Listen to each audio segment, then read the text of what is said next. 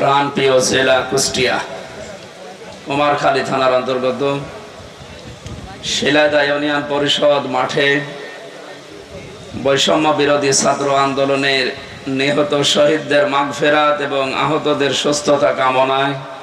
এই জন্য তো জালেমের বিরুদ্ধে হামজার মামলা না, মামলা কার বলেন? সুতরাং এর জালেমেরা এরা কিন্তু টার্গেট হামজার না, এ টার্গেট আল্লাহর। এই জন্য তো এত ভয়।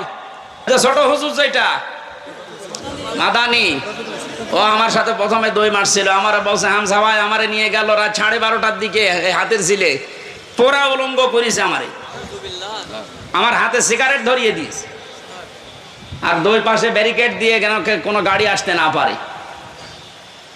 একটা অর্ধ উলঙ্গ মেয়ে লোক কোথা থেকে নিয়ে এসে আমার পাশে দাঁড় করিয়েছে, ছবি তুলতেছে যে এটা সকালে ছেড়ে দেব, মানুষ বুঝবে দেশে যে হুজুর কত খারাপ। এই যে বৈষম্য দূর করার জন্য পৃথিবীতে আমরা জানি যুগে যুগে নবীদেরকে আল্লাহ যে পাঠিয়েছিলেন যে সমস্ত উদ্দেশ্য নিয়ে, তার ভেতরে এইটাও ছিল, তারা বৈষম্য দূর করার জন্য এসেছিলেন।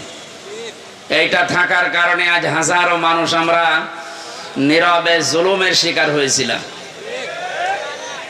বাংলাদেশের প্রত্যেকটা দিক এবং বিভাগে আমরা দেখতে পেয়েছি যোগ্যতা থাকার পরেও বৈষম্যের শিকার হয়ে দুর্বিষহ জীবনযাপন করে চলেছিলাম, বিশেষ করে এই 17 বছর। কথা বুঝতেছেন? দেওয়ালে যখন একেবারে পিঠ ঠেকে গেছে তখন আমরা শেষ পর্যন্ত দাঁড়িয়েছি যে না, এই বৈষম্য আর চলতে দেওয়া যাবে না। বিশ্ববিদ্যালয়ে আমরা জানি অনার্স মাস্টার্সকে যারা যে মানুষগুলো ফার্স্ট ক্লাস ফার্স্ট হয় তাদেরকে শিক্ষক হিসাবে রেখে দেওয়া হয়, তো বাস্তবতা এমন জায়গায় পৌঁছিয়েছিল আপনি ফার্স্ট ক্লাস ফার্স্ট না, তার উপরেও যদি কিছু হয়ে থাকে, আপনার ব্যাকগ্রাউন্ড যেটা আছে দলীয় পরিচয় যদি না থাকে, আপনি ফেরেশতা আজরাইল জিবরাইল হলেও আপনাকে ওই জায়গায় দেবে না। অথচ যে জায়গায় যে চেয়ারটা, এখানে যদি ওই রকম যোগ্য মানুষ না বসিয়ে, যার রোল নাম্বার 71, কত, একটা ছেলে এসে বই খাতা ব্যাগ ম্যাগ সব নিয়ে হেড স্যারকে বলছে স্যার হয় ছুটি দেন না আমি গেলাম মানে হেড স্যার তাকিয়ে দেখছে যে পজিশনে আছে ওরে ছুটি দিলেও যাবে ও না দিলেও যাবে। তার রোল নাম্বার কত? বলছে স্যার 71 মানে ক্লাসে ছেলে মেয়ে কয়টা? 71টা ছেলে মেয়ে, ওর রোল নাম্বার 71। ও খুব ভালো ছাত্র, ওর জীবনে কোনো উদ্দেশ্য আছে, কোনো এম আছে? ও শুধু আসে খেলাধুলা করে আবার পালিয়ে যায়।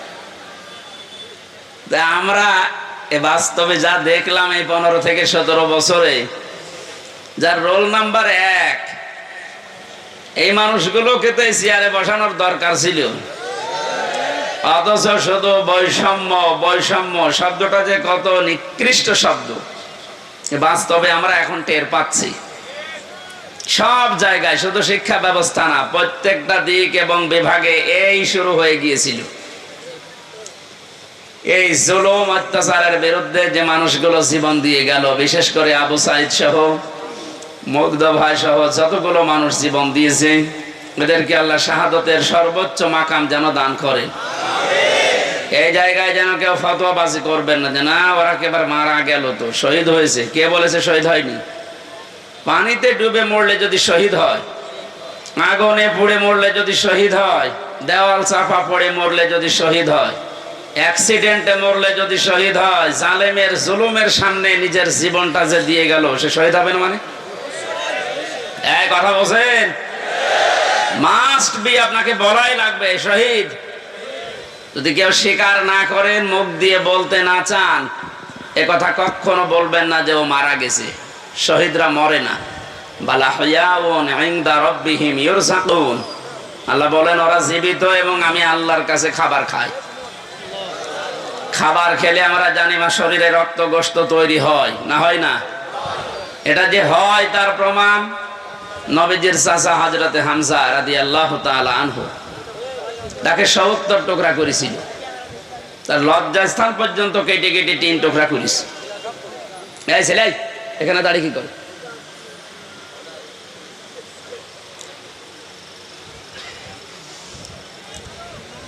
কুষ্টিয়াবাসী হযরতে হামজার এই টুকরা টুকরা অংশগুলো যখন নিয়ে এসে এক জায়গায় করেছিলেন, নবীজি দেখলেন কয়েক টুকরা পাওয়া যাচ্ছে না, যতটুকু পাওয়া যায় লাশটা সাজিয়ে রেখে দিয়েছিল সামনে। নিজের চাদরটা খুলে মাথা থেকে হাঁটু পর্যন্ত ঢাকা ছিল, বাকিটা আর ঢাকা যায় না। পাহাড়ের লতা পাতা দিয়ে নবীজি নিজে নিজের অংশটুকু ঢেকে দিলেন, কবরে দিলেন, ডাক দিয়ে বললেন, মাবুদ, হে আমার চাচা হামজা, জন্মের আগে আমার বাবাকে আমি হারিয়েছি, জন্মের কিছুদিন পরে আমার মা চলে গেছে, দাদার আন্ডারে ছিলাম, তিনিও চলে গেলেন। এ পৃথিবীতে সবচাইতে বেশি কষ্ট যারা আমার জন্য সহ্য করেছিলেন তার ভেতরে এই লোকটা একজন। তুমি আমাকে নবী বানিয়েছো, রাসূল বানিয়েছো, আমি সাক্ষী দিচ্ছি এই চাচার উপরে আমি এখনো পর্যন্ত রাজি আছি। তোমাকে আমি আহ্বান জানাই, মাবুদ, তুমি আমার চাচার উপরে রাজি হয়ে যাও। কথাটা শুনতে যত ছোট মনে হচ্ছে, এ ব্যাপকতা কিন্তু অনেক বেশি। বিশ্ব নবী নিজে দাঁড়িয়ে বলছে, আল্লাহ, এ চাচার উপরে আমি রাজি আছি, এখনো পর্যন্ত খুশি আছি, আল্লাহ তুমি নিজেও রাজি হয়ে যাও। আল্লাহ খুশি না হয়ে পারবে? নবীজি তো কোনোদিন কথা বলা লাগেনি, শুধু মনের ভেতরে কামনা আসলেই কবুল হয়ে গেছে, অথচ আজকে নিজে তিনি দোয়া করছেন। কবর দেওয়ার 30 বছর পর একবার তার কবর ভেঙে গিয়েছিল মদিনায় ব্যাপক ঢলের কারণে। এ রক্তের স্রোতধারা আসছিল। ছোটবেলায় যারা তার সাথে যুদ্ধ করেছিল আজকে তারা বড় হয়ে গেছে। এই মুরব্বী মানুষগুলো রক্ত অনুসন্ধান করতে গিয়ে দেখে 30 বছর আগে মুহাম্মদুর রাসূলুল্লাহর চাচা হযরতে হামজা রাদিয়াল্লাহু তাআলা আনহু উহুদের ময়দানে জীবন দিয়েছিলেন। যেখানে যেখানে কাফেরেরা তাকে টুকরা টুকরা করেছে, ওই জায়গাগুলো দিয়ে ফিনকি দিয়ে রক্ত বের হচ্ছে। মুসলমানেরা যদি খাবার এমনি না খাবে, আল্লাহ যে রিজকের কথা জানিয়েছেন, বালা হায়াউন ইনদা রাব্বিহিম ইউরসাকুন, তারা জীবিত এবং আমি আল্লাহর কাছে তারা রিজিক পায়। ওরা যদি রিজিকই না পাবে তাহলে আমার শরীর থেকে রক্ত আসলো কোত্থেকে? আমি 4 দিন আগে ছিলাম গাইবান্ধার গোবিন্দগঞ্জে। ওখানে সাব্বির নামে ইসলামী ছাত্র শিবিরের এক ভাই 1 মাস আগে শহীদ হয়েছিল। আজকে 5 তারিখ। গত মাসের 5 তারিখে শাহাদত বরণ করার পর প্রায় 26 দিন পরে কবরটা ভেঙে গিয়েছিল। যারা আমাকে নিয়ে গিয়েছে তারা বলছে ওই কবরে এখনো পর্যন্ত তাজা রক্ত বের হচ্ছে। শাহাদত শব্দটা অনেক কঠিন এবং গুরুত্বপূর্ণ শব্দ। শাহাদত যারা বরণ করেছে এ মানুষগুলোকে মরে গেছে কখনো বলবেন না, এই জন্য তো শহীদ শব্দ লিখেছে। যারা মারা গেল, যারা শহীদ হয়ে গেল, এ মানুষগুলোকে মৃত বলতে মুখ দিয়ে আল্লাহ নিষেধ করে শুধু শেষ করেননি, মানুষ যেন ধারণাও না করে, এই জন্য ধারণার উপরও আল্লাহ দিয়েছেন নোটিশ। ওয়ালা তাহসাবান্নাল্লাযীনা কুতিলু ফি সাবিলিল্লাহি আমওয়াতা ইলা আখিরি আয়াত। সূরা আলে ইমরানের 169 নম্বর আয়াতের প্রথম অংশে আল্লাহ জানিয়েছেন, কোনদিন ধারণাও করবা না যে যারা শহীদ হয়েছে ওরা মারা গেছে। সুতরাং বৈষম্য দূর করার জন্য যারা জীবন দিয়ে গেল প্রায় 1000-এর উপরে ছাত্র ছাত্রী, সবগুলো যেন আল্লাহ শহীদ হিসাবে গ্রহণ করেন, বলেন আমিন। এই শাহাদত বরণ করানোর জন্য যারা ব্যস্ত ছিলেন এ মানুষগুলো প্রত্যেকেই জালেম এবং যারা এর সহযোগী। নবীজি তিরমিজি শরীফের হাদিসে জানিয়েছেন, যারা জালেম এবং জেনে শুনে জালেমের সহযোগিতা করে, সাহায্য করে, সাপোর্ট দেয়, ও সঙ্গে সঙ্গে নবীর উম্মত থেকে বের হয়ে যায়। আপনি কি বুঝলেন কি বললাম? এরপরও আমরা দেখতে পাচ্ছি জেনে হোক না জেনে হোক অনেকে উন্মাদনায়, উদ্দীপনায়, বিভিন্ন কায়দায় আজ জালেমদের এখনো পর্যন্ত সাপোর্ট করে যাচ্ছে, তাদের সাফাই গাচ্ছে। আপনি কিন্তু নবীর উম্মত আর দাবি করতে পারবেন না, যে নবীর উম্মত থেকেই খারিজ হয়ে যাবেন। এই জন্য যারা জালেম, এদেরকে এখনো পর্যন্ত সাহস দেওয়ার জন্য যারা বিভিন্ন পথ অবলম্বন করছে। কয়েকদিন আগে দেখতে পেলাম ভিডিওতে একজন বলছে, আপা আপনি ঘাবড়াবেন না, আপনি ঘাবড়ালে আমরা নরম হয়ে যাই। কত বড় শয়তান! ওর চেহারার দিকে তাকিয়ে দেখলাম যে শয়তান তো আমি দেখিনি, যদি দেখতাম মনে হয় ওইরকমই হতো। সুতরাং বৈষম্য দূর করার জন্য যখন এই আন্দোলন হয়েছিল, সফল যখন হয়েছি, এদেশে কোনো বৈষম্য থাকবে না ইনশাআল্লাহ। সংস্কার যখন আরম্ভ হয়েছে, রাষ্ট্র সংস্কারের জন্য আন্দোলন ছিল না? এই কথা বলে না কেন? সংস্কার যখন আরম্ভ হয়ে গেছে অলরেডি, কোন জায়গা যেন বাদ না থাকে। গত কয়েকদিন আগে আমির জামাত আপনাদের এই শিলাইদা এসে বলে গেছে না, যে সংস্কার যখন আরম্ভ হয়েছে, যারা দায়িত্বে আছে আমরা চাই ইনাদের হাতে যেন সংস্কার শেষ হয়। সুতরাং যারা আছেন বেশি দেরি করার দরকার নেই, খুব তাড়াতাড়ি যারা জালেম ছিল এবং জালেমের সহযোগী ছিল, একটাও যেন পদে না থাকে। আজকে হলে আর কালকে যাওয়ার দরকার নেই। কারণ এই 1734 জন মানুষ যারা সবচাইতে বেশি জুলুম করেছে এই দেশে চেয়ারে বসে, এই মানুষগুলো আল্লাহর কাছে সব আল্লাহর মামলার আসামি। কেউ বাঁচাতে পারবে না আপনাকে। আমি 3 বছর জেলে ছিলাম, আমার মামলার বাদী ছিল, আয়ও ছিল একজন, বাদী ছিল আরেকজন। বাদী ছিল সরাসরি রাষ্ট্র, এই জন্য আমার এত দেরি হয়েছে। তাছাড়া মামলা ওটা যদি সাজাও লাগিয়ে দিত, সর্বোচ্চ 3 মাসের বেশি আমার রাখার কথা ছিল না। অথচ গত পরশুদিন আমার মামলা সব পুরা ঠিসমিস করে দিয়েছে, কিচ্ছু নেই, সব শেষ। আমি মনে করলাম জিজ্ঞাসা করে বিচারপতিকে, যে স্যার আপনি তো আগে ছিলেন, 3টা বছর আমার এই মামলা 30 থেকে 31 বার পর্যন্ত উঠেছে, একবারও জামিন দিলেন না। আজকে একেবারে বলছেন যে এর ভেতরে কোনো মাল ম্যাটারেস নেই, কি দেখে বিচার করবো? যা, মানুষ তো আপনি একই আছেন আগে থেকে। তো আমার মনে হয় এর কথা বলতে বাধ্য হইতো, যে কি করবো, হাত বাঁধা ছিল। কথা বলেন না কেন? একটা রাষ্ট্র কত বড় দুর্নীতিগ্রস্ত হলে জাতীয় মসজিদের খতিব পর্যন্ত পালিয়ে যায়। এটা থেকে আজ করা যাচ্ছে যে আমরা কোথায় ছিলাম। দেখেন এই লোকটার হাত আজকে খুলে গেছে।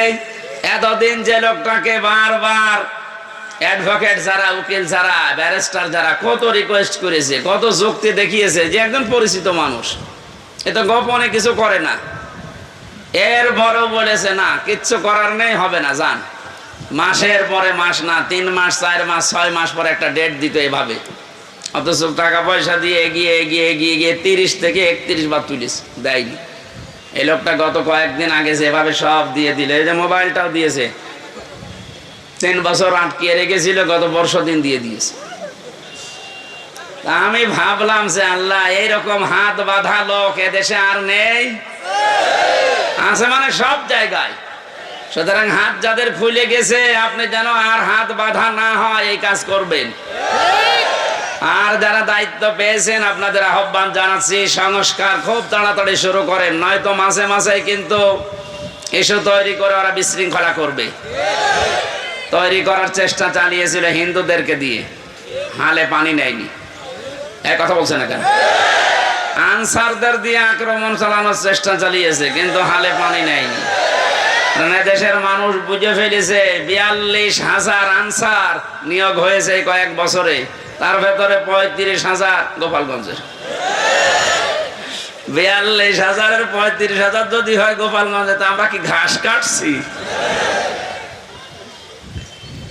এই জন্য বৈষম্য বিরোধী আন্দোলনে যে কথাগুলো ছিল, যে দফাগুলো ছিল, সবগুলোর সাথে আমরা একমত। বিশেষ করে শেষ কথা, যেটা শেষ দফা, 1 দফা এসেছিল যে আমরা জালেমের পদত্যাগ চাই। আল্লাহ এই দাবির সাথে আল্লাহ নিজেও ছিলেন। আমার তো মনে হয় শুধু ছাত্ররা না, এদের সাথে আল্লাহ আবাবিল পাঠিয়েছিলেন।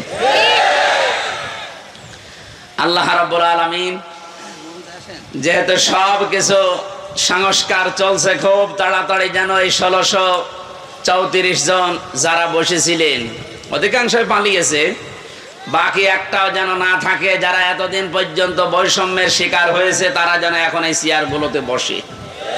এইটাই হবে ন্যায় বিচার। এটা কি হবে? এই ন্যায় বিচারের জন্যই আমরা আন্দোলন করেছিলাম। কথা বলেন ঠিক কিনা? সুতরাং শহীদ এবং আহত যারা আছে, এখনো হাজার হাজার মানুষ আহত, তাদের সুস্থতা কামনা করছে, কারণ সুস্থতা দেওয়ার একচ্ছত্র মালিকানা আল্লাহ। ঔষধ যদি আপনি একেবারে 24 ঘন্টা খাওয়াতেই থাকেন, আল্লাহর পক্ষ থেকে যদি এটা না আসে তাহলে আপনি সুস্থ হবেন না। এটা আমরা বিশ্বাস করি। তো ঔষধের কোনো ক্ষমতা আছে? ক্ষমতা কার? আরো জোরে। এটা বাস্তবে নিয়ে আসা লাগবে। ইন্নাল্লাহা আলা কুল্লি শাইইন কাদির। সব ক্ষমতার মালিক আল্লাহ। সুতরাং যারা অসুস্থ আছেন, আল্লাহকে আমরা সব ক্ষমতার মালিক মনে করি, বিশ্বাস করি। উনি আমাদেরকে, এই অসুস্থ মানুষদেরকে যেন আবার স্বাভাবিক জীবনে ফিরিয়ে দেন। হ্যাঁ, কিছু মানুষের জীবন স্বাভাবিক হবে না, যাদের চোখ উড়ে গেছে, যাদের পা শেষ হয়ে গেছে। আমি সদর থানার সদর হাসপাতালে গিয়েছিলাম 6 তারিখের পরে। অনেকজনের দেখলাম এমন এমন অঙ্গ নেই যে কিয়ামত পর্যন্ত হায়াত পেলে অঙ্গ আর আসবে না। লজ্জার স্থান উড়ে চলে গেছে একজনের। এটা আমাদেরকে মুক্ত জীবনে ফিরিয়ে দেওয়ার জন্য এত বড় স্যাক্রিফাইস যারা করেছে। বাংলাদেশে জামাত ইসলামী কুষ্টিয়া জেলা শাখার উদ্যোগে যে একটু সহযোগিতার হাত বাড়িয়েছিল, প্রত্যেকটি পরিবারে অন্তত 2 লক্ষ করে টাকা দিয়ে একটু দাঁড় করিয়েছে। এদেশে টাকাওয়ালা মানুষ আর নেই? বলেন। এখনো স্বাভাবিক অবস্থায় আমরা ফিরতে পারলাম না। যারা এই মুক্ত জীবন এনে দিল, তারা এখনো কাতরাচ্ছে। আর যে মানুষগুলোর কিছু হয়নি, এরা আন্দাজে লাফাচ্ছে যে না, সব বন্ধ করে এখন আমাদের এই জিনিস দাও। এরা আর এক জালেম। কথা বলেন। আমান আযলামু মিম্মান মানাআ মাসাজিদাল্লাহি আন ইউযকারা ফিহা ইসমুহু ওয়া সাআ ফি খারাবিহা ইলা আখির আয়াত সূরা বাকারা। না, বিভিন্ন জায়গায় কাদা আছে, থাকে এভাবে শোনা যাচ্ছে না। এভাবে শোনেন ভাই, একটু পরে আজান দেবে, এইভাবে শোনেন। আমি গতানুগতিক কথা বলি না, আমি যা বলি ওখান থেকে শিক্ষা নিয়ে আসি। ভালো করে খেয়াল করেন তো। এই যে 2700 মানুষের জীবনের বিনিময়ে তাদের আহত হওয়ার পরিবর্তে আমরা এই মুক্তভাবে এই ময়দানে এখন কথা বলছি। বাংলাদেশ জামাত ইসলামী কুষ্টিয়া জেলা শাখার উদ্যোগে কয়েকদিন আগে এই যে কুষ্টিয়া শহরের এতিমখানায় 500 আলেমকে দাওয়াত দিয়েছিল, সব ঘরনা। সবাই এসেছিল কম বেশি। 2.5-3 ঘন্টা একাধারে আলোচনা হয়েছে আলেমদের। কোনো বাধা নেই, কোনো পাহারাদার নেই, কোনো সিকিউরিটি লাগে নাই। অথচ আগস্টের 5 তারিখের আগে এরকম 500 না, 5 জন এক জায়গায় হলে কত রকমের মামলা হয়ে যেত। আপনি টের পাচ্ছেন কোথা থেকে আল্লাহ কোথায় এনে দিয়েছে? এই বাস্তবতা যাদের জন্য, তাদের খোঁজ খবর নিতে যাও না। এদের জন্য এখন মসজিদে দোয়া হয়, কোরআনে কারিমের দাস হয়, সেগুলো এখন অনেকে উল্টাপাল্টা ফতোয়া দিয়ে বন্ধ করার চেষ্টা করছে। আমাদের জেলায় না শুরু হলেও আশপাশ জেলায় অনেককে বলছে ওমান আযলামু মিম্মান মানাআ মাসাজিদাল্লাহ। আল্লাহ বলেন, বড় জালেম দেখতে চাও? আমরা তো অধিকাংশ মানুষ মনে করি আয়না ঘর যারা তৈরি করেছিল ওরা বড় জালেম। হ্যাঁ, মাস্ট বি, ওরা বড় জালেম। ওদের চাইতে আল্লাহর কাছে বড় জালেম ওইটা, যে লোকটা আল্লাহর ঘর মসজিদে তার নাম, তার জিকির, তার আলোচনা করতে বাধা দেয়। এগুলো এখন নতুন ভাবে অনেকে তৈরি করার চেষ্টা করছে। আপনি থামেন। ওকে আল্লাহ কিন্তু বড় জালেম বলে নাই, আপনাকে বড় জালেম বলে ইঙ্গিত দিয়েছে। কোরআনে কারিমের সূরা বাকারা 1 নাম্বার পারা 18 নাম্বার পৃষ্ঠা 17 নাম্বার পৃষ্ঠা 3 নাম্বার লাইনে আছে যে আল্লাহর দৃষ্টিতে বড় জালেম ওই লোকটা যে আল্লাহর ঘর মসজিদে আল্লাহর কোরআনের কথা, আল্লাহর নামের কথা, জিকিরের কথা বলতে দেয় না। এটা যাতে রেকর্ড হচ্ছে, কালকে সারা দেশে যাবে। সবাইকে আমি আহ্বান জানাচ্ছি, আপনারা থামবেন। এত বড় কঠিন জুলুমের ভেতরে ওই 17 বছরে আল্লাহর ঘর মসজিদে কেউ কোরআনের কথা বাধা দিতে সাহস পায়নি। আপনি সাহস পাচ্ছেন কোত্থেকে? সুতরাং আপনি থামবেন। তো জালেমরা যেমন মুসলমানদের শত্রু হয়ে বিদায় নিয়েছে, আপনিও শেষ পর্যন্ত শুধু মুসলমানদের না, আল্লাহর টার্গেটে পড়বেন। কারণ জালেমরা টার্গেট কার? এটাকে আমি বানালাম? বলেন। কোরআনে কারীম জানিয়েছে, ইন্নামাস সাবিলু আলাল্লাযিনা ইয়াজলিমুনান নাস ওয়া ইয়াবগুনা ফিল আরদি বিগাইরিল হক উলাইকা লাহুম আযাবুন আলীম। সূরা শুরার 42 নম্বর আয়াতে আছে, আল্লাহ বলেন, অবশ্যই আমি আল্লাহ নিজে বাদী হব, মামলা দেব, কেস করব। টের পাচ্ছেন কত ওজনওয়ালা শব্দ এটা? আল্লাহ নিজে মামলা দায়ের করবে, নিজে কেস করবে তাদের বিরুদ্ধে, ইয়াজলিমুনান নাস, যারা মানুষ হয়ে মানুষের উপরে জুলুম করছে। আল্লাহ পাক ইয়াজলিমুনাল মুসলিমুনা দেয়, নিজে যারা মুসলমানদের উপরে জুলুম করেছে তারা আল্লাহর মামলার আসামি না। ইয়াজলিমুনান নাস এটা বহু, ইয়াজলিমুনা এটা মুজারে, বর্তমান, ভবিষ্যৎ, প্রেজেন্ট, ফিউচার। এখন যারা জুলুম করছেন, ভবিষ্যতেও যারা করবেন, আপনি কিন্তু এদেশে হামজার মামলার আসামি না, আপনি সরাসরি আল্লাহর মামলার আসামি। আমি আপনাকে বাঁচাতে এসেছি, এরপরও যদি উল্টা বোঝেন, নিজের কপালে নিজে আগুন লাগাবেন। আমার কথার অর্থ বুঝতেছেন নাকি আন্দাজে ঠিক বলেন? আলহামদুলিল্লাহ। সুতরাং আবার আহ্বান জানাচ্ছি, বৈষম্য বিরোধী ছাত্র আন্দোলনের সংস্কার করার জন্য যারা উদ্যোগ নিয়েছিল, যাদের দায়িত্ব আমরা দিয়েছি, আপনারা খুব তাড়াতাড়ি করেন। কারণ এই জালেমরা যতদিন পর্যন্ত এখানে থাকবে ততদিন পর্যন্ত নতুন ইস্যু তৈরি করার চেষ্টা চালাবে।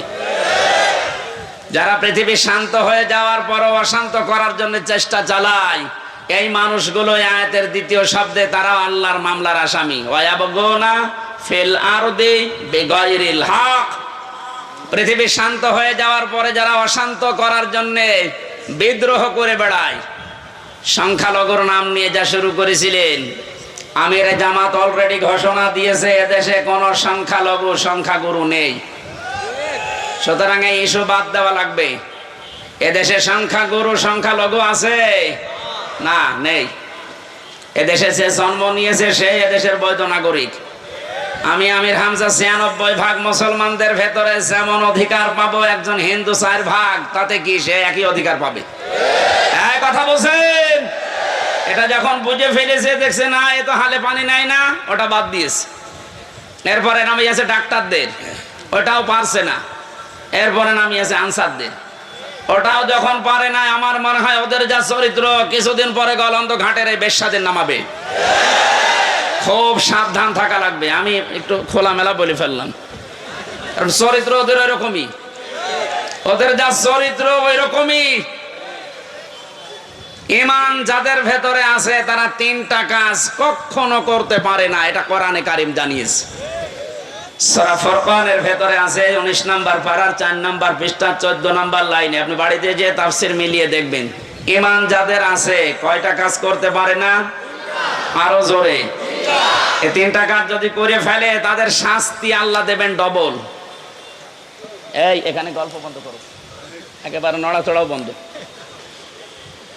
ওয়াল্লাযীনা লা ইয়াদউনা মা'আল্লাহি ইলাহান আখার, আল্লাহ পাক বলেন ঈমান যাদের আছে এই পৃথিবীতে তারা আল্লাহ বাদে অন্য কাউকে ডাকতে পারে না। এটা অন্যান্য জেলার কথা বাদ দিলাম, আমাদের জেলাতে এখন আস্তে আস্তে তৈরি হয়েছিল রাষ্ট্রীয়ভাবে, অনেকে নিজের অর্থ দিয়ে হলেও এই কাজটা। এই যে আপনাদের থানায় মাজার আছে না, লালনের মাজার, কত মানুষ বাংলাদেশের বিভিন্ন প্রান্ত থেকে এসে না জেনে আয়াতটা পুরা উল্টিয়ে ডাকতো, আল্লাহ বাদে অন্য কাউকে ডাকা জায়েজ। আরো জোরে। আপনি বুঝে ডাকেন আর না বুঝে ডাকেন, আপনার শাস্তি ডবল হবে যদি এখনো বন্ধ না করেন। বাংলার বিভিন্ন প্রান্তে গণাটা এখনো পর্যন্ত অনেকে জারি রেখেছে। গত পরশুদিন চট্টগ্রামের নূরে বাংলা আর ওই যে জাঙ্গি হুজুর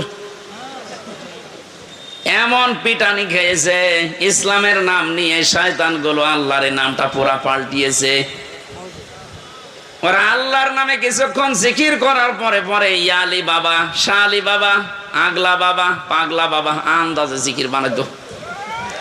তাহলে কোরআনের আয়াত অনুযায়ী আল্লাহর পাশাপাশি অন্য কাউকেও যারা ডাকে তাদের শাস্তি হবে ডবল।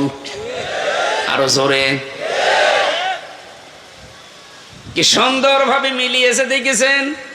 কোরআনে কারীম জানিয়েছে ওয়ালিল্লাহিল আসমাউল হুসনা ফাদউহু বিহা ওয়াযারুল্লাযীনা ইলহিদুনা ফি আসমাই ইলা আখিরি আয়া। সূরা আরাফ 9 নাম্বার পারার 13 নাম্বার পৃষ্ঠার 5 নাম্বার লাইনে আছে, এটা 179 নাম্বার আয়াত। আল্লাহ পাক বলেন, আমি আল্লাহর অনেক সুন্দর সুন্দর নাম আছে, যে নামে পারো আমাকে ডাকো, কিন্তু সাবধান, আমার নামের সাথে যারা এলহাদ করে, আমার নামকে যারা পরিবর্ধন করে দেয়, নামের সাথে উল্টা পাল্টা কিছু জুড়ে ডাকে, তাদের সাথে ডাকবা না। আমি এত গভীরে যেতাম না, শুধু রেকর্ড হচ্ছে কারণে বলছি, সারা দেশে কালকে ছড়াবে। আপনারা সাবধান।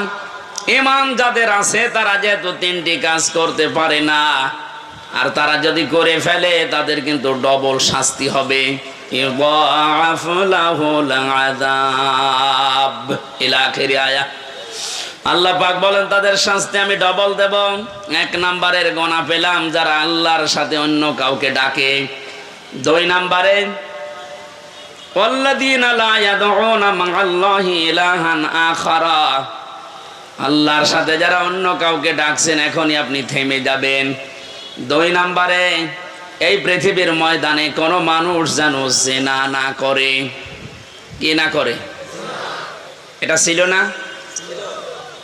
আপনি দরবেশের দিকে তাকিয়েছেন, এত বড় বড় দাড়ি, তার এই শেষের জীবনটা যেগুলো দেখলাম যদি সত্য হয় উনি পুরাটা জিনায় ছিলেন। কারণ যে স্বামীর কাছ থেকে তার স্ত্রীকে কেড়ে জোর করে বিয়ে করেছে, ও আসল স্বামী তো এখনো তালাকি দেয়নি।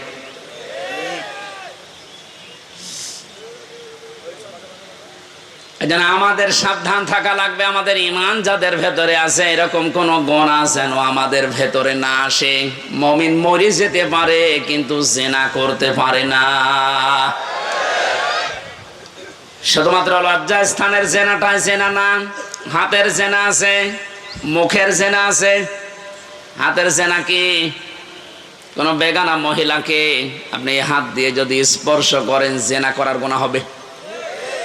চোখ দিয়ে যদি ওই রকম নিয়তে দেখেন তাহলে জেনা করার গুনাহ হবে। অন্তরে যদি ওরকম কোন ধারণা নিয়ে আসেন জেনা করার গুনাহ হবে।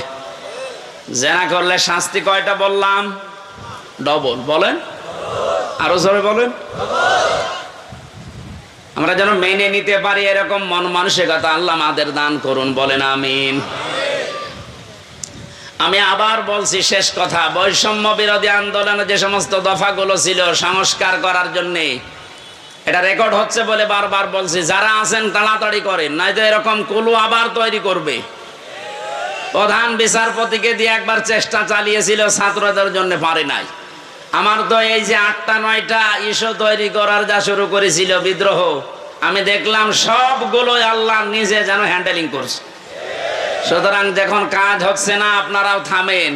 জালেম তো বিদায় নিয়েছে। কোরআনে কারীমের অনুষ্ঠানে হাজার হাজার মানুষকে নিয়ে আল্লাহর কাছে বলছে, আল্লাহ কিয়ামতের আগে যেন এদেশের চেয়ারে আর কোনো জালেম না আসে।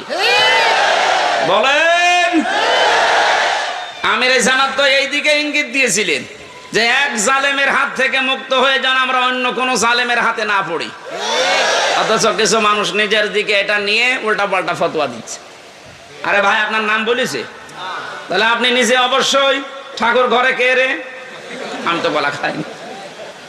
আপনার নাম বলেছে যে আপনি এই চেয়ারে বসলে আপনি জুলুম করবেন, তার মানে আপনি করবেন, এই জন্য আপনার ভয় হচ্ছে। ওনার দূরদর্শিতা সম্পর্কে আপনি জানেন না, তাই উল্টা পাল্টা ধারণা করেন। আমি ওইদিকে আর গেলাম না। সুতরাং আমরা যেন সাবধান থাকি। দরুদ পড়ছি আমাদের নবী মুহাম্মদ রাসূলুল্লাহর উপরে, যাকে আল্লাহ কোরআনে বিশেষভাবে 7টা নাম ধরে ডাক দিয়েছিলেন। তার 1 নম্বরে নাম ছিল ইয়াসিন। নাম কি? এখানে কুমারখালী ফাজিল মাদ্রাসা এবং আশপাশের দাখিল আলিম মাদ্রাসার কত সোফার সহ সোফার মাওলানা বসে আছে। ইয়াসিন, এটা আল্লাহর ঘোষণা দেওয়া শব্দ। ইয়া হরফে নেদা, ইয়া মানে হে, সিন মানে সাজ্জেদ, সাজ্জেদ মানে নেতা। তাহলে আল্লাহর ঘোষণা দেওয়া নেতা এই পৃথিবীতে মাত্র একজন। কয়জন? এই শব্দের ব্যাখ্যা করতে গিয়ে তাফসিরে কাবির আল্লামা ফখরুদ্দিন রাজি রহমতুল্লাহ আলাইহি লিখেছেন, ইয়াসিন শব্দের 5টা অর্থ আছে। ইয়াসিন মানে সাজ্জেদুল আলামিন, সাজ্জেদুল বাশার, সাজ্জেদুল কাউনাইন, সাজ্জেদুল আম্বিয়া, সাজ্জেদুল মুরসালিন। তার মানে আল্লাহ বোঝাতে চেয়েছেন পৃথিবীর মানুষেরা যদি মনে করো যে আমি পৃথিবীতে বাস করি, নবীকে আমার মানায় লাগবে, অন্য কোন জগতে গেলে আর মানা লাগবে না। না, ইয়াতানাজ্জালুল আমরু বাইনাহুন্না, প্রত্যেকটা আসমানে আমার আল্লাহর বিধিবিধান নাজিল হচ্ছে। ওই সমস্ত সৃষ্টির জন্য আলাদা বিধান আছে। কেউ যদি মনে করে আমি মঙ্গল গ্রহে বাস করি, আমি চাঁদের দেশে থাকি, আমার তো ওখানে নবীকে নেতা মানা লাগবে না, আদর্শ মানা লাগবে না। না, এই জন্য সাজ্জেদুল আলামিন দিয়েছেন বহু বচন। আপনি যে কোনো গ্রহে বাস করেন না কেন, সেখানে মুহাম্মদ রাসূলুল্লাহকে আপনাকে নেতা মানায় লাগবে। এই শব্দটা আমি কয়েকবার উচ্চারণ করলাম, খেলা করার জন্য না। আলেমরা বসে আছে, আহ্বান জানাচ্ছি তাদেরকে, আল্লাহর ঘোষণা দেওয়া নেতা যেহেতু একজন, এই জন্য এই নেতাকে মেনে নেওয়া নামাজের মতো ফরজ। এক কথা বলেন, এটা যারা ঠিক করতে পারছেন না, আপনার নামাজ হবে না। কারণ কিয়ামতে যে বিচারের সিস্টেম গুলো, ধাপ গুলো আমরা দেখেছি, কিয়ামতের সর্বপ্রথম মানুষকে আল্লাহ তার নিজের সামনে যখন দাঁড় করাবেন, 10 জন 20 জন 50 জন না, প্রতিটি মানুষকে আল্লাহ নিজের সামনে দাঁড় করাবে স্রেফ একা একা। ওয়াকুল্লুহুম আতিহি ইয়াউমাল কিয়ামাতি ফারদা। আল্লাহ পাক বলেন সূরা মরিয়মের 95 নম্বর আয়াতে আছে, কিয়ামতে প্রতিটি মানুষকে তার সামনে আল্লাহ দাঁড় করাবেন স্রেফ একা একা। কয়জন করি? বলেন বলেন। আপনি এটা নিজের সাথে এখন মিলান তো। আর রাজনৈতিক ভাবে আপনার পরিচয় আলাদা আলাদা আছে, আপনি তো মানুষ, মিলান এই আয়াতটা। এখন ময়দানে মাশার কায়েম হয়ে গেছে। আল্লাহ আপনাকে যদি ডাক দিয়ে নিজের সামনে দাঁড় করায়, আপনার যে অবস্থা আছে, যে বাস্তবতা আপনি তৈরি করেছেন, বলেন তো আপনার আল্লাহর সামনে দাঁড়িয়ে পেছনের জীবনের হিসাব দিতে পারবেন? বলেন। আমি একা একা থাকলে মাঝে মাঝে ভাবি, আল্লাহ তুমি যদি বলো হামজা 2024 সালের আগস্ট মাসের 31 তারিখ পর্যন্ত তোরে মাফ করে দিলাম, যা। শুধু সেপ্টেম্বরের 1 থেকে 5 তারিখ, এই 5 দিনের হিসাব দিয়ে তুই জান্নাতে চলে যা। আমার যা ইমান আমল, আমার যা বাস্তবতা, আমার তো মনে হয় 5 দিনের হিসাব দেওয়া সঠিকভাবে সম্ভব না। আপনারা পারবেন না? আপনারা পারবেন। কাবা শরীফ যখন তাওয়াফ করে মানুষ, এই যে হাজী সাহেব বসে আছে, কত 6টা চক্করে মানুষ বলে আল্লাহকে, আল্লাহুম্মা ইন্না আলাইয়া হুকুকান ফিমা বাইনি ওয়া বাইনিকা। হে আল্লাহ, তুমি আমার মালিক, আমি তোমার গোলাম, দাস, ভৃত্য, সার্ভেন্ট যাই বলেন, এ পরিচয় দিচ্ছে যে তুমি আমার মালিক, আমি তোমার দাস। দাস হিসাবে তুমি আমাকে সব কিছুই তো দিয়ে দিলে, আমাকে নেই থেকে হামজা বানিয়েছ। আমি তো উল্লেখ করার মতো কিছু ছিলাম না, অথচ আজ হামজা হয়ে বসে আছে হাজারো মানুষের সামনে। এখানে অবদান পৃথিবীর কারণে, সব অবদান শুধু তোমার। আমার মা বাবার অবদান আছে কি? তারা শুধু বিছানায় ছিল, এই শেষ। বাকি যা করার নেই থেকে শুরু করে এ পর্যন্ত সব করেছে কে? আরো জোরে। আমার বাড়ি, গাড়ি, নারী, যা লাগে আল্লাহ তুমি সব দিয়েছো আমাকে বান্দা হিসাবে। কিন্তু তুমি যে আমার মালিক, আমার কাছে তো তোমার কিছু পাওনা আছে। গোলাম হিসাবে আমি তোমার কিচ্ছু দিতে পারি নাই। তবে কাবার সামনে আমার ষষ্ঠ চক্কর চলছে, একটা কথা আমি বলতে পারি, আমার কিচ্ছু নেই দেওয়ার মতো। এই জন্য বলছি, আল্লাহ তুমি আমারে মাফ করে দাও। কিয়ামতের কঠিন এই বিচারের ময়দানে মানুষকে আল্লাহ স্রেফ একা তুলবে, কোনো উপায় নেই এই মাপ পাওয়া ছাড়া। কারণ আল্লাহর বিচারে যদি আল্লাহ অবিচার করে কেউ বাঁচবে? যদি ন্যায় বিচার করে, হ্যাঁ, না না, আল্লাহর বিচারে তো অবিচার নেই। ন্যায় বিচার করলেও কোনো মহারথী ক্ষমা পাবে না।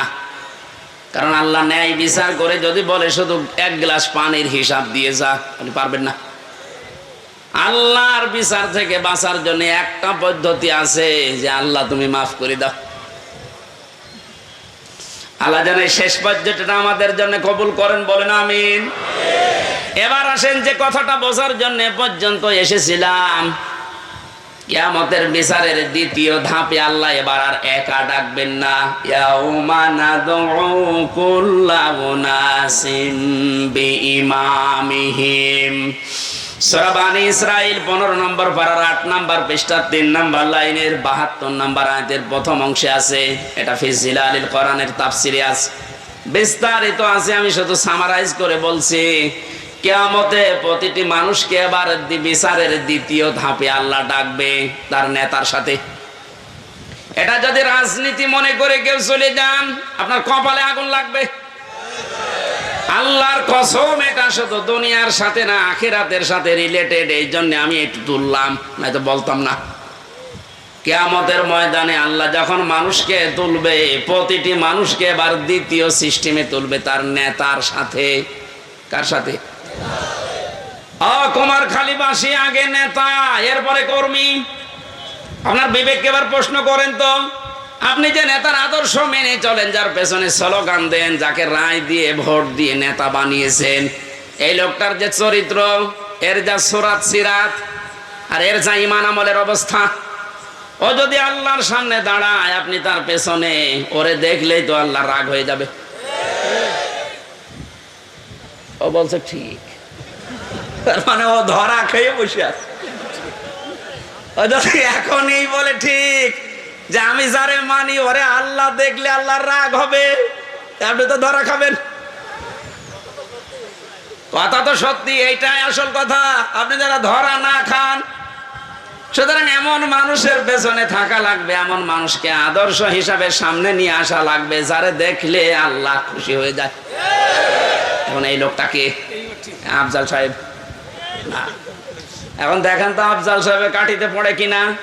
সারা নেশা 5 নাম্বার পারা 6 নাম্বার পৃষ্ঠা 9 নাম্বার লাইনের 59 নাম্বার আয়াতের প্রথম অংশে আছে, ইয়া আইয়ুহাল্লাযীনা আমানু আতিউল্লাহা ওয়া আতিউর রাসূলা ওয়া উলিল আমরি মিনকুম।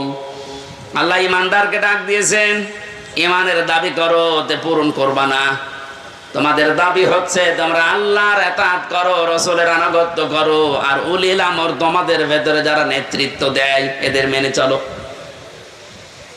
কুষ্টিয়াবাসী, বাংলাদেশের 64টি জেলার ভেতরে এই কুষ্টিয়াকে আমি বেশি ভালোবাসি, কারণ এই জেলাটা আমার।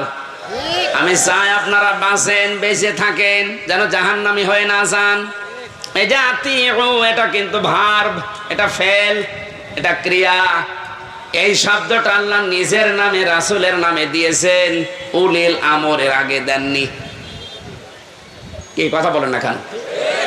আমি যতগুলো তাফসীর পড়েছি, সব মুফাসসির আয়াতের ব্যাপারে ব্যাখ্যা এইটাই লিখেছেন, আল্লাহ রাসূলকে মানা লাগবে, কোনো প্রশ্ন করা যাবে না।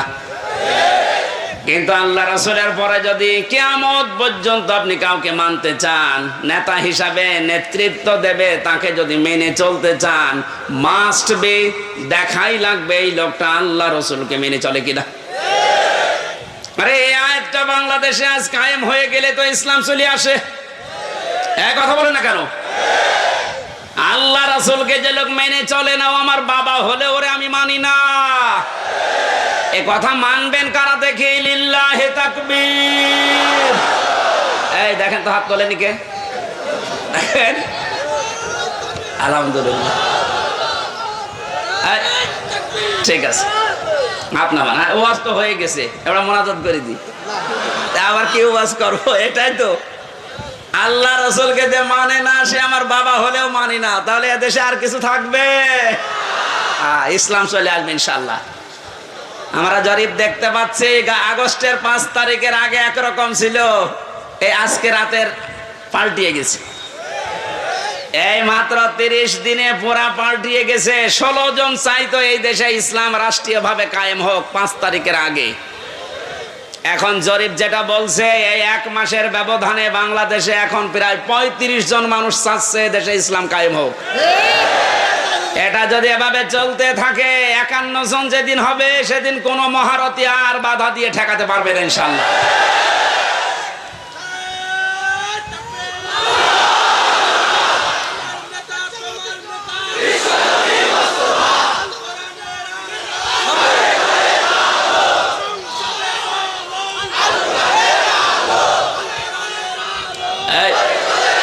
একটু কথা বলতে দেন।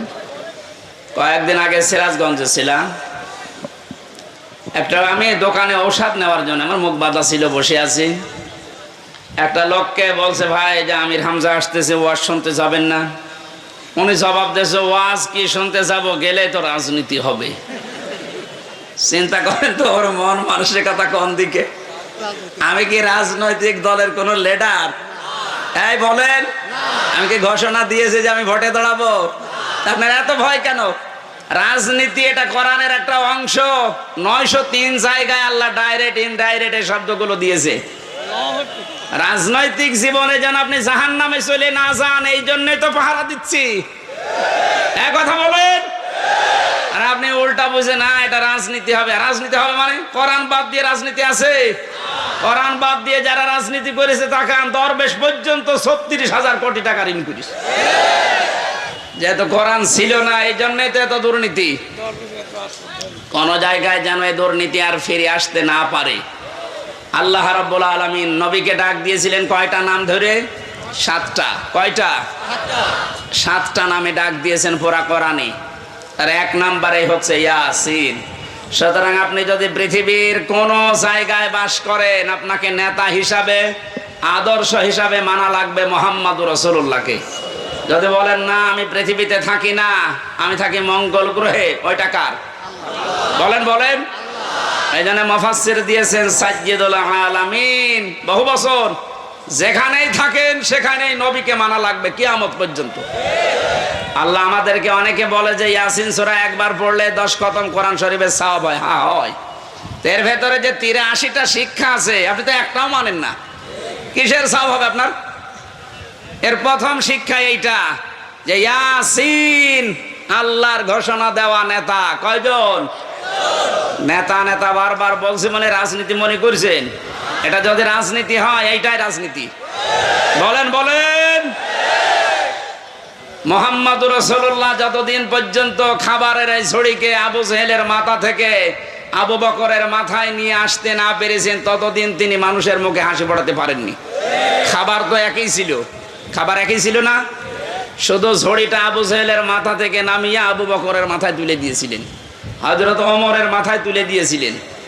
সিস্টেম একই ছিল, মানুষও এক, খালি পাল্টিয়েছে ঝড়িটা। ওর জামানায় থাকতে মানুষ না খেয়ে মরেছে, আর হযরতে আবু বকর ওমরের জামানায় এসে মানুষ না খেয়ে মরেছে। আমরা তো এইটাই চাই কোরআন দিয়ে। কথা বলে না কেন? আল্লাহ ঘৃণিত করে দেন যে মানুষগুলো সীমা ছাড়িয়ে যায়, তাদের বসবাসের জায়গা পর্যন্ত আল্লাহর কাছে ঘৃণিত। এটার বাস্তব প্রমাণ হচ্ছে আবু জেহেলের বাড়ি। কাবা শরীফ তাওয়াফ করার পরে আমি যখন উপরে গেলাম, দেখলাম আমার পেটে ব্যথা করছে। পুলিশকে ডাক দিয়ে বললাম, ভাই এতক্ষণ তো ভালোই ছিলাম, এখন পেটে ব্যথা করছে মানে? পুলিশ তার আমার ভাষা বোঝে নাই। আমার বলছে, ইয়া হাজি আল হুজ্জাত আয়না বিলাদুকা। ও হাজি, দেশ কোথায়? জি তুমি বাংলাদেশ। বাংলাদেশ থেকে এসেছি। ওর ভাষা দিয়ে আমারে বোঝাচ্ছে, ভাই হাজি সাহেব আপনি জানেন না এটা কোন জায়গা? না তো। আবু জেহেলের বাড়ি। আপনি এখনো পায়খানা না করে দাঁড়িয়ে আছেন, তাড়াতাড়ি করেন। সত্যি কথা বলছে, পায়খানা করে দেখি পেটের যে ব্যথা ছিল সব ভালো হয়ে গেছে।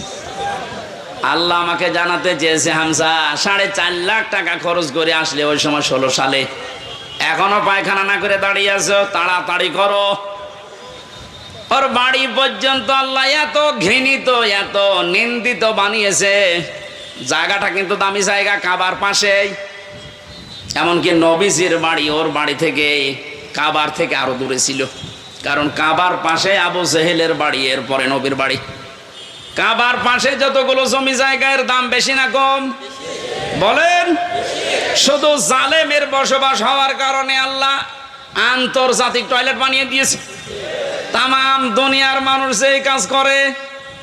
কি আমি এতক্ষণ কি বলছি, এদেশে যারা জুলুম করেছে তার জায়গা জমি বাড়ি ঘর যত দামি হোক, এটা আল্লাহর কাছে এখন ঘৃণিত। কারণ দেখবেন মুজদালিফা থেকে যখন মানুষ যায়, একটা জায়গা আছে খুব তাড়াতাড়ি হাঁটে, কারণ এটা গজবের জায়গা। জালেমদের জায়গাগুলো এত বেশি ঘৃণিত, নিন্দিত, এত বেশি অপমানকর হয়ে যায় আল্লাহর কাছে, আল্লাহ ওইটাকে পর্যন্ত আর পছন্দ করে না, ওখানে জালেম থাকতো তাই। সুতরাং বাংলার কুষ্টিয়া জেলা সহ যত জায়গায় জালেমের বসবাস ছিল, আহ্বান জানাচ্ছি যারা দায়িত্বে আছেন, এই জায়গাগুলো ইন্টারন্যাশনাল পায়খানা বানিয়ে দেন। একটু বেশি বলে ফেললাম? না না, বেশি হয়নি, কম হয়েছে। কারণ এই জায়গা থেকেই তো ইসলাম মানবতা ধ্বংস করার জন্য ওখানে বসে বসে দুর্বিসন্ধি করতো। কুষ্টিয়া এরকম জায়গা ছিল না, যেখানে যেখানে ছিল ওগুলো পায়খানা বানিয়ে দিন। মানুষ যেন কিয়ামত পর্যন্ত কুষ্টিয়া জেলায় যারা আসবে তারা যেন জানে যে জালেম তো একটা ছিল এই দেশে। আসিফ মাহমুদ নামে যে উপদেষ্টা কয়েকদিন আগে ঘোষণা দিয়েছে, আয়না ঘর এদেশ থেকে যেন ধ্বংস করা না হয়, ওটা স্মৃতি হিসাবে রেখে দেন। সারা বিশ্বের মানুষ আসবে, মানুষ যেন জানে যে এই পৃথিবীর ময়দানে বাংলাদেশ নামে একটা দেশ ছিল, সেখানে একটা জালেম ছিল। মানুষ কত কঠিন হৃদয়ের হলে আয়না ঘর বানাতে পারে, আমার মাথায় আজও ধরে না। আমান আজমির ঘোষণা শুনেছেন কয়েকদিন আগে, একটা মানুষ কত বড় কষ্ট পেলে কথাগুলো বলতে পারে বলেন? অনেকে বলছেন আমরা মাফ করে দিলাম। হ্যাঁ, মাফ করে দিয়েছেন, ঠিক আছে। সারা দেশের 18 কোটি মানুষ যদি মাফ করে দেয়, আয়না ঘর যারা জড়িত ছিল, ব্যারিস্টার আরমানের বউ মাফ করবে না, জীবনও করবে না। আপনি ওই জায়গায় পৌঁছাননি তাই বুঝতেছেন না। আমি মাত্র কয়েকদিন ছিলাম মাটির নিচে। এই যে আচরণ মানুষের এখানে যারা থাকে, এরাও কিন্তু মানুষ। এরা শুধু একটু উপরে উঠবে, পদ পাবে, এই কারণে এত কঠিন আচরণ করতো। মুফতি ফখরুল ইসলাম আমার সাথে ছিল যতদিন, উনি বলছিল, ভাই আমারে নিয়ে এই পায়ের ভেতর দিয়ে হাত দিয়ে সামনে যে রড আছে, রডের সাথে লাগিয়ে তালা লাগিয়ে দিত। 24 ঘন্টা তালা লাগানো। পায়খানা পোশাবের জন্য মাত্র 1.5 মিনিট সময় দেয়, খাবারের জন্য অতটুকু সময় দিয়ে, তারপরও যে খাবার 3-4টা তরকার দিয়ে মনে হচ্ছে কে মাখিয়ে দিয়েছে। জেলে আমার সাথে পাশাপাশি যখন বেড ছিল, আমারে বলতো, হামজা আমার মাঝে মাঝে মনে হতো আল্লাহ ওরা আমাকে যদি মেরে ফেলে মেরে ফেলুক, কিন্তু এটা যদি একটু শুতে দিত। এই যে শুয়ে থাকা, এটা যে কত বড় নিয়ামত আমি ওই 3 মাসে বুঝেছিলাম। একটা দিনও আমাকে কায়ত হইতে দেয়নি। 24 ঘন্টা ঘুমালে তাড়াতাড়ি আবার ডেকে দেয়।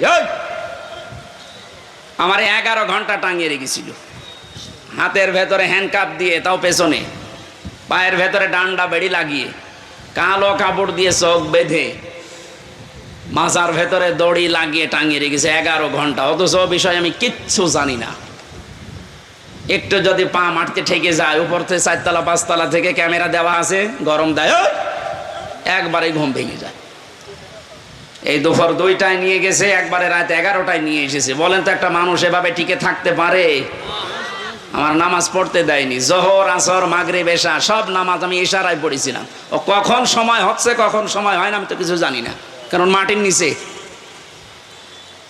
এই কঠিন পরিস্থিতি তৈরি করে এখনো অনেকে বলছে, হ্যাঁ কি করেছে যে ওর পালিয়ে যাওয়া লাগলো? কি করেছে মানে আপনি টের পাচ্ছেন কি করেছে? চলেন আপনারা 10 দিন একটু রাখি, কি করেছে আপনাকে দেখাবো।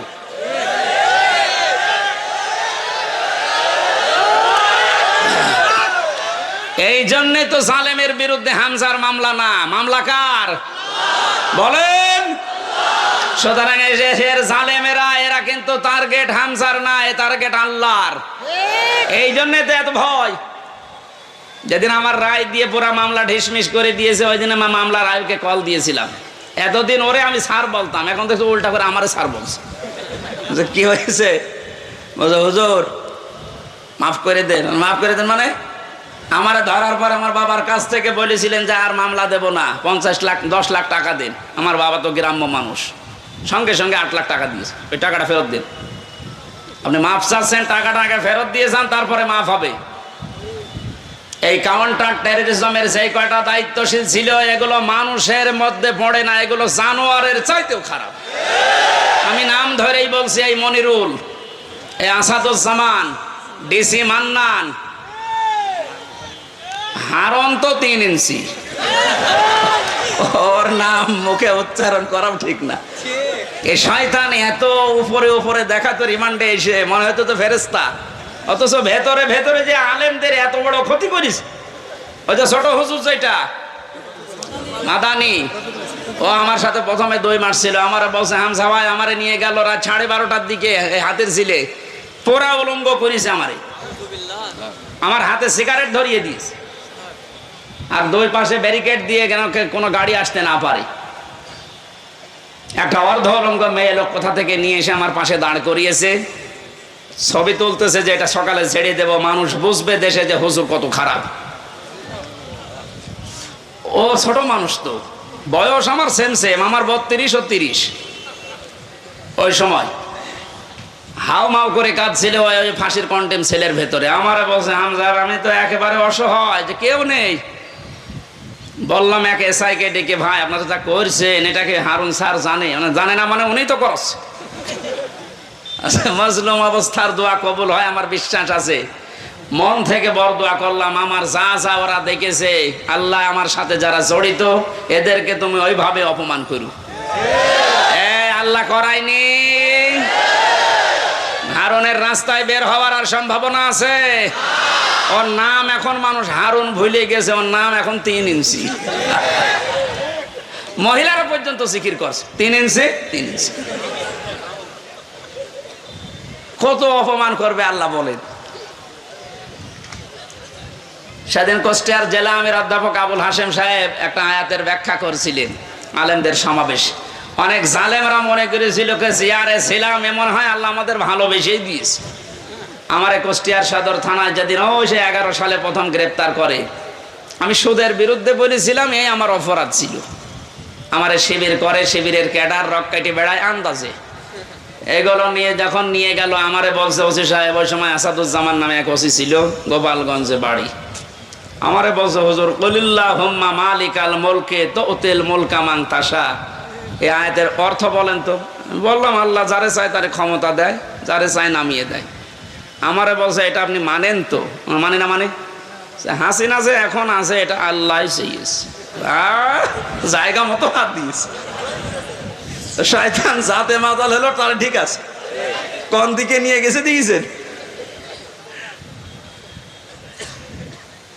কথা শেষ করার পরে আমি যেটা এখান থেকে বের করতে পারি, ওনারা বোঝাতে চায় যে আল্লাহ আমাদেরকে দয়া করে, মায়া করে, মহব্বত করে, ভালোবেসে এই চেয়ারে রেখেছে। আমরা যা করছি এ কোনো অসুবিধা নেই, আল্লাহ আমাদেরকে। কথা বলে না কেন? সূরা আলে ইমরান 4 নম্বর পারার 12 নম্বর পৃষ্ঠার 7 নম্বর লাইনের 178 নম্বর আয়াতে আছে, ওয়ালা ইয়াহসাবান্নাল্লাযীনা কাফারু আন্নামা নুমলি লাহুম খায়রুল লিআনফুসিহিম ইন্নামা নুমলি লাহুম লিয়াজদাদু ইসম। ওদের একটা অংশ থেকে যেন ডাবিং করে বলছে ওরা আমার বিসিতে মারলো কেন? আর কি অপমান হবেন আপনি? তো এখন যে অবস্থায় আছে আমার মনে হয় ওর মরে যাওয়া ভালো। কথা বলেন। এজন্য আহ্বান জানাবো, যাদের নেতা ঠিক নেই, আদর্শ ঠিক নেই, আপনি ফিরে আসেন। আপনি কিন্তু জাহান্নামে যাচ্ছেন। আপনি যাই ভুল বোঝেন আর মনে করেন। আল্লাহ আপনাকে হেদায়েত দান করুন, আমিন। সূরা তাওবার 119 নম্বর আয়াতটা আমরা পড়েছিলাম। কোন সূরা? এর নামকরণ, শানে নজুল ঐতিহাসিক প্রেক্ষাপট এবং বাস্তব 9টা শিক্ষা আছে আয়াতের। এবং এখান থেকে তাফসীর আকারে যে কথা বলতে আরম্ভ করব, এখন কি সময় পাবো? তো আজকে মাহফিল আছে ত্রিমোহনীর পাশে, ত্রিমোহনী কুষ্টিয়া ত্রিমোহনীর পাশে। রাত্রে এসার পরে আমি উঠবো, আমার মনে হয় তাফসীর আকারে ওখানে কথা বলবো। আজকে আমাদের আব্দুল গফুর সাহেব আছে প্রধান অতিথি, ওখানে আপনারা দাওয়াত দিয়ে গেলাম, যাবেন। খুব সংক্ষেপে করছি। ইয়া আইয়ুহাল্লাযীনা আমানু, আল্লাহ ঈমানদারকে ডাক দিয়েছেন। আমরা ঈমানদার না বেঈমান? আমাদেরকে আল্লাহ ডাক দিয়েছেন ইত্তাকুল্লাহ, আমাকে ভয় করো। আল্লাহকে ভয় করলে 9টা ফল পাওয়া যায় দুনিয়ায়, আখিরাতে পাওয়া যায় 27টা। এই বিষয়ের উপর আজকে আমরা ওখানে কথা বলছি। আকুনু মা'আস সাদিকিন, তোমরা সত্যবাদীদের সঙ্গে থাকো কাজে এবং কর্মে।